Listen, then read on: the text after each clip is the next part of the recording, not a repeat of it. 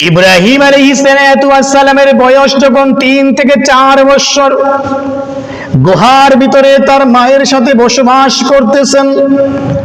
এমন সময় ইব্রাহিম তার মাকে একদিন প্রশ্ন করলেন, মা গো, আমার রব কে, আমার আল্লাহ কে? ইব্রাহিম আলাইহিস সালাম তার মায়ের কাছে জানতে চাইলেন, আমার রব কে, আমার আল্লাহ কে? ইব্রাহিম আলাইহিস সালাম ছোট্ট শিশু, মাত্র 3 থেকে 4 বছর বয়স হবে, মাত্র 3-4 বছরের বয়স, 3-4 বছরের শিশু সন্তান। তিনি তার মাকে জিজ্ঞাসা করতেছেন, আমার রবের পরিচয় কি, আমার রব কে, আমার আল্লাহ কে? আর আমাদের এখনকার ছেলেপেলেরা 5-7 বছর হয়ে গেল, একবার জিজ্ঞাসা করে না আমাদের আল্লাহ কে, আমাদের রব কে। আমাদেরকে আয়েশা বলে, আব্বু আপনার ফোনটা দেন, আমি একটু গেমস খেলবো, আপনার মোবাইলটা দেন, আমি একটু টম এন্ড জেরি দেখবো, আমি একটু কার্টুন দেখবো, টিভির রিমোটটা দেন, আমি একটু টিভিতে কার্টুন দেখবো, একটু স্টার জলসা দেখবো। এরকম প্রশ্ন করে একটাবার এসে কোন সন্তান বলে না আমার রব কে, আমার আল্লাহ কে। আর ইব্রাহিম আলাইহিস সালাম ছোট্ট বালক, মাত্র 3-4 বছর বয়স, তিনি তার মাকে এসে বলতেছেন, মা গো, আমার রব কে, আমার আল্লাহ কে? আমার রবের পরিচয় আমাকে একটু বলে দেন, আমার আল্লাহর পরিচয় আমাকে একটু বলে দেন।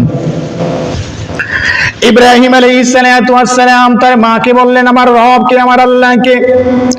ইব্রাহিম আলাইহিস সালামের মা ইব্রাহিমকে বলতেছেন, বাবা, আমার এবং তোমার পিতার, আমার তোমার পিতার, আমাদের সকলের রব, সকলের প্রভু, সকলের আল্লাহ হলো নমরুদ।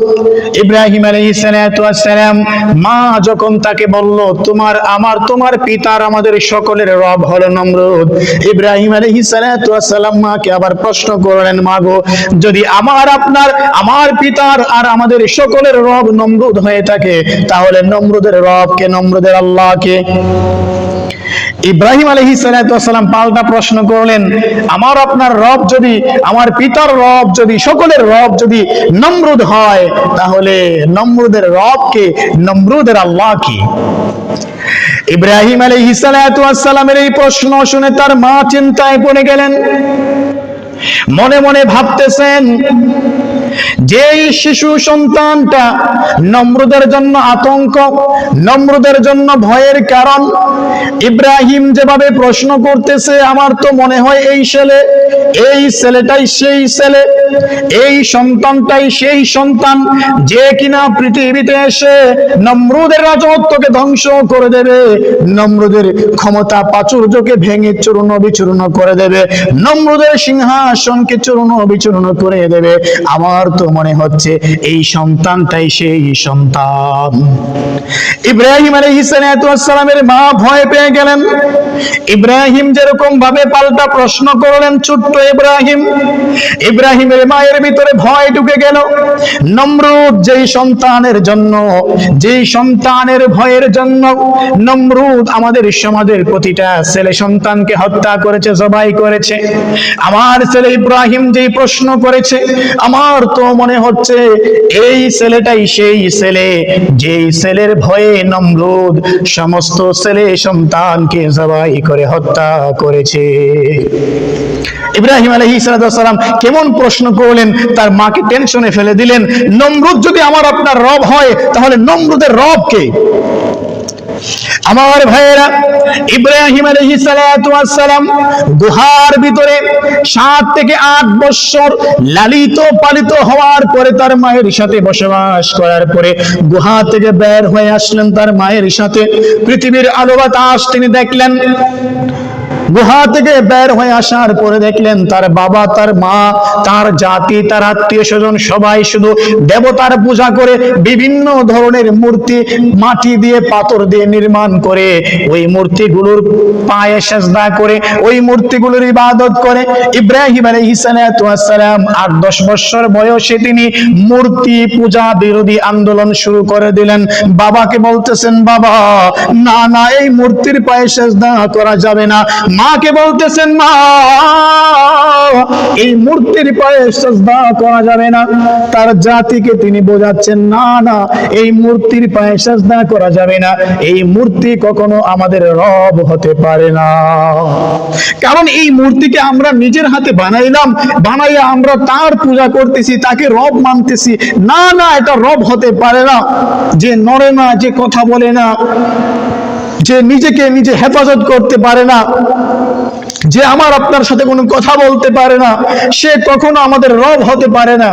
ইব্রাহিম আলাইহিস সালাতু ওয়াস সালাম 8-10 বছরে শুরু করে দিলেন মূর্তি পূজা বিরোধী আন্দোলন, মূর্তির বিরুদ্ধে কথা বলা, মূর্তির বিরুদ্ধে অবস্থান। ইব্রাহিমের কঠিন অবস্থান ছিল মূর্তির বিরুদ্ধে। ইব্রাহিম আলাইহিস সালাতু ওয়াস সালামের মা বাবা টেনশনে পড়ে গেলেন, আমার এই সন্তানকে নিয়ে আমরা এখন কি করব? যেই সন্তান আমাদের রবকে রব মানে না, যেই সন্তান আমাদের প্রভুকে প্রভু মানে না, এই সন্তানকে নিয়ে আমরা এখন কি করব?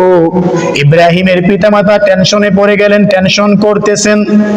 ইব্রাহিমের পিতামাতা, তার আত্মীয় স্বজনরা সিদ্ধান্ত নিলেন, আমার ছেলেকে যেভাবেই হোক আমাদের মূর্তিগুলোর প্রতি বিশ্বাস তৈরি করাতে হবে, আমাদের মূর্তিগুলো আমাদের রব এটা বিশ্বাস করাতে হবে। কিন্তু ইব্রাহিম আলাইহিস সালাতু ওয়াস সালাম পাল্টা যুক্তি দিয়ে তাদেরকে মিথ্যা প্রমাণ করে দিচ্ছেন। যেই মূর্তিটা হাঁটতে পারে না, নড়তে পারে না, কথা বলতে পারে না, সেই মূর্তি কখনো আমার রব হতে পারে না। ইব্রাহিম আলাইহিস সালাতু ওয়াস সালামের বাবা মা সিদ্ধান্ত নিলেন, আমার ইব্রাহিমকে এমন কোন বিষয়বস্তুর মাধ্যমে বুঝাতে হবে যে বিষয়বস্তুটা আমাদের ধরা ছোঁয়ার বাহিরে। কারণ হাত দিয়ে মূর্তি বানায় এটা তো আমাদের কাছে, হয়তো ইব্রাহিম এজন্য বিশ্বাস করে না, তবে এমন কিছু বিষয়ের মাধ্যমে ইব্রাহিমকে বোঝানোর চেষ্টা করতে হবে যেগুলো আমাদের ধরা ছোঁয়ার বাহিরে, যেগুলো আমাদের ধরা ছোঁয়ার বাহিরে। এজন্য তারা সিদ্ধান্ত নিলেন ইব্রাহিমকে বুঝাবেন, যে কোনোভাবে বুঝাবেন যে না, এরাই আমাদের দেবতা, এরাই আমাদের রব, এরাই আমাদের আল্লাহ। ইব্রাহিম আলাইহিস সালাতু ওয়াস সালামের বাবা এবং মা, তার আত্মীয় স্বজনরা সবাই মিলে পরামর্শ করলেন এমন কিছু যুক্তি প্রমাণের মাধ্যমে ইব্রাহিমকে বোঝাতে হবে, বাবা ইব্রাহিম, এই দেব দেবতাই হলো তোমার আমার রব, তোমার আমার আল্লাহ, এটাকে বিশ্বাস করাতেই হবে। যে কোনো মূল্যেই হোক ইব্রাহিমকে বোঝাতে হবে, ইব্রাহিমকে বিশ্বাস করাতে হবে এই দেব দেবী হলো আমাদের রব, আমাদের আল্লাহ। এজন্য তারা ইব্রাহিমের সাথে কথোপকথন শুরু করলেন। আল্লাহ তাআলা সেই কথোপকথনকে সুন্দরভাবে কোরআনে কারীমের 7 নম্বর পারার 6 নম্বর সূরা আনআমের 74 নম্বর আয়াত থেকে 82 নম্বর আয়াত পর্যন্ত ইব্রাহিমের পরিবারের সাথে, ইব্রাহিমের বাবা মার সাথে, আত্মীয় স্বজনের সাথে আল্লাহকে নিয়ে, রবকে নিয়ে যে কথোপকথন হয়েছিল, তর্ক বিতর্ক হয়েছিল, সেই কথোপকথন তর্ক বিতর্ককে আল্লাহ তাআলা এই কোরআনে কারীমের মধ্যে লিপিবদ্ধ করে দিয়েছেন।